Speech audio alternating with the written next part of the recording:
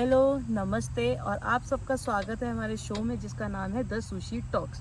जैसा कि हमने पिछले वीडियो में डिस्कस करा था इंडिया और यूएसए के हेल्थ केयर के बारे में, उसी के ऊपर आज हमारे थोड़े से और पॉइंट हैं। जो हम पॉइंट डिस्कस करने वाले हैं वो है insurance coverage, government involvement and health outcomes. ये वीडियो बहुत ही मज़ेदार होने वाला है, तो इस वीडियो को एंड तक ज़रूर देखना क्योंकि आपके सारे भ्रम टूट जाएंगे यूएसए के हेल्थ केयर को लेकर। तो चलिए शुरू करते हैं।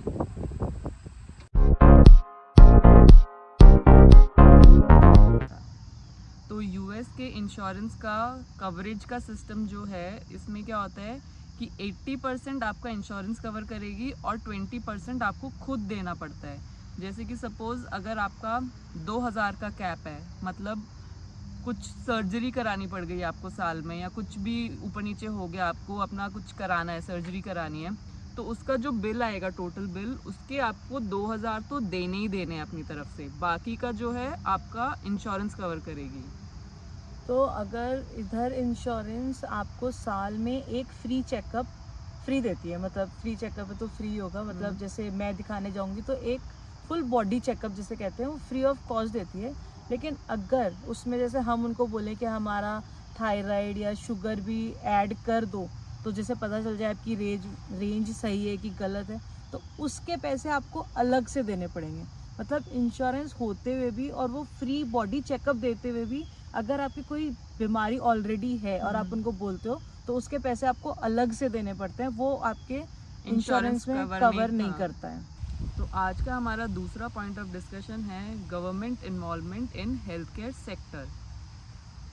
इंडिया में गवर्नमेंट इन्वॉल्वमेंट बहुत ज़्यादा है आपके हेल्थ केयर सिस्टम के ऊपर, और वो बहुत सारी स्कीम्स भी हैं जो आपको फ्री ऑफ कॉस्ट प्रोवाइड कराती है, जो कि जो बहुत ही पुअर है या फिर जो दूर दराज के लोग हैं, जो ग्रामीण लोग हैं, जो नहीं ले सकते हेल्थ केयर इंश्योरेंस वगैरह, उनके लिए जैसे आपका वैक्सीनेशन हो गया या फिर आपका पोलियो ड्रॉप्स का प्रोग्राम हो गया, वो सब आपको फ्री ऑफ कॉस्ट मिलता है। ऐसे इनका एक और प्रोग्राम है जिसको NHM कहते हैं, नेशनल हेल्थ मिशन।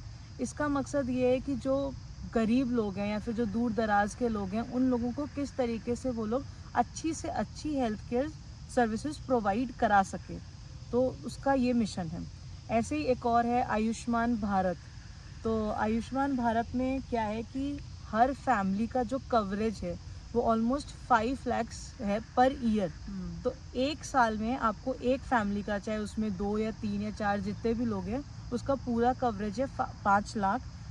ये एकमात्र ऐसा प्रोग्राम है जो कि वर्ल्ड लार्जेस्ट प्रोग्राम है, विच इज गवर्नमेंट फंडेड। हाँ, फंडेड बाय गवर्नमेंट। मतलब और कहीं पे नहीं है, ये बस इंडिया की गवर्नमेंट है जो दे रही है इतने लार्ज स्केल पे।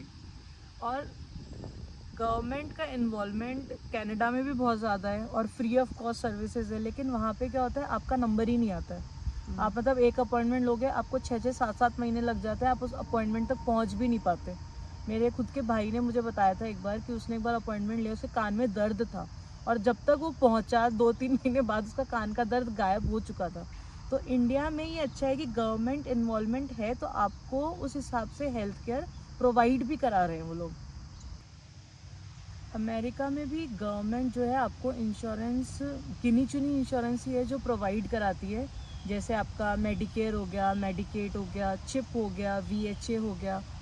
तो मेडिकेयर में तो क्या, मेडिकेयर जो है, जो गवर्नमेंट इंश्योरेंस प्रोवाइड करा रही है मेडिकेयर, उसमें जो 65 एंड अबव लोग होते हैं उनके लिए होता है, और जो नॉर्मल मतलब यंग लोग हैं, अगर वो डिसेबल्ड हैं तो उनके हाँ, लिए प्रोवाइड कराती है।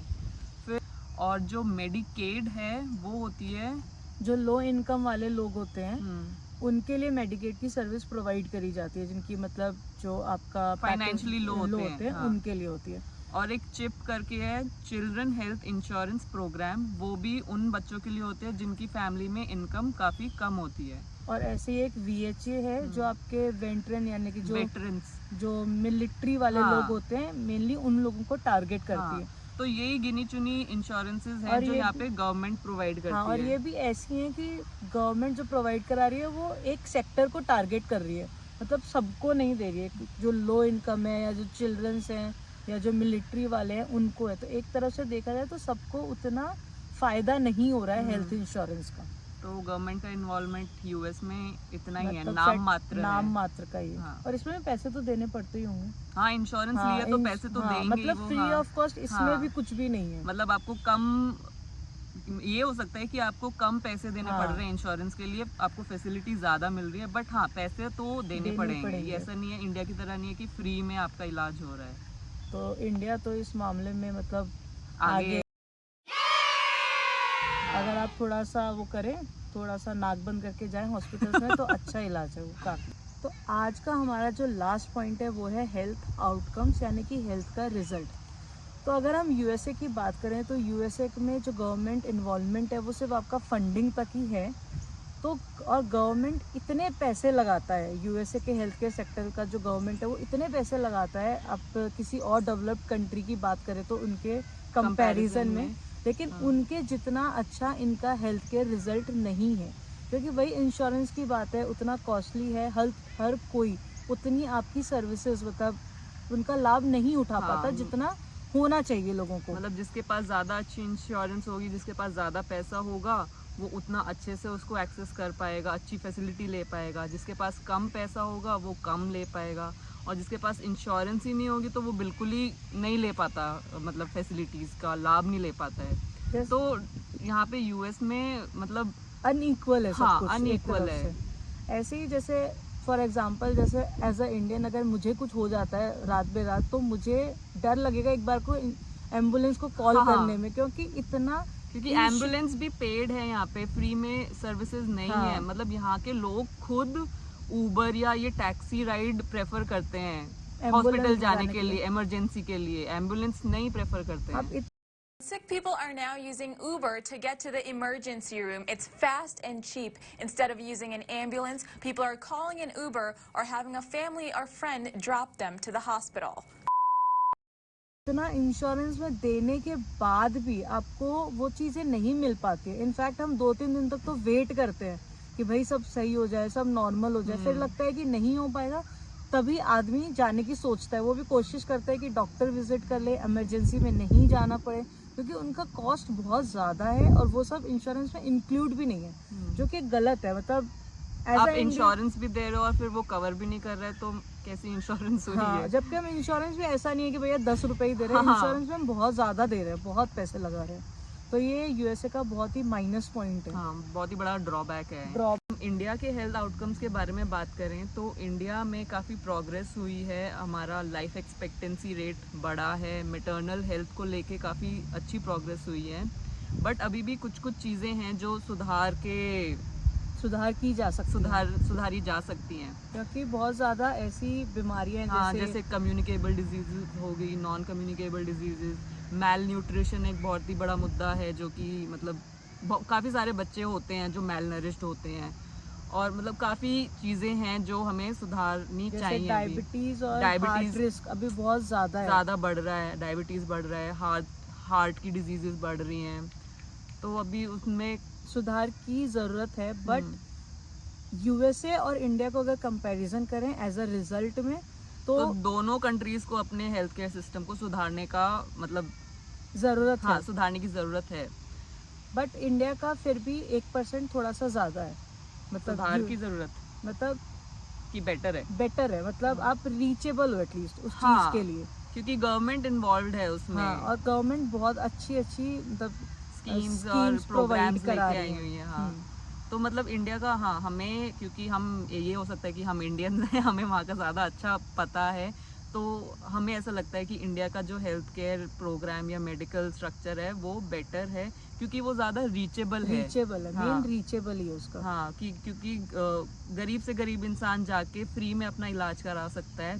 यूएस में ऐसा नहीं है, कोई भी ऐसे मुंह उठा के हॉस्पिटल में जाके नहीं दिखा सकता। दिखा सकते हैं, पर आपका फिर जो बिल आएगा ना, फिर उसके लिए लोन लेने पड़ सकते हैं। अगर हम यहाँ पे रह रहे हैं और हम अपने पेरेंट्स को बुलाते हैं कि विजिट करने के लिए, तो हमें उनके लिए भी सेपरेट इंश्योरेंस लेना पड़ता है कि भैया अगर 3-4 महीने में जितने टाइम भी वो रहे तो कुछ हो जाए तो हम उनको दिखा सके। नहीं तो अगर कोई लोग नहीं लेते हैं ना, मैंने देखा है लोग बाग वो वापस चले जाते हैं तुरंत अगर वो सेटल नहीं हो पाते। वही मतलब इंश्योरेंस पे ही चल रहा है यूएस का। और इंश्योरेंस भी बहुत कॉस्ट ऑफ हाई है, मतलब बहुत ज़्यादा है। हाँ।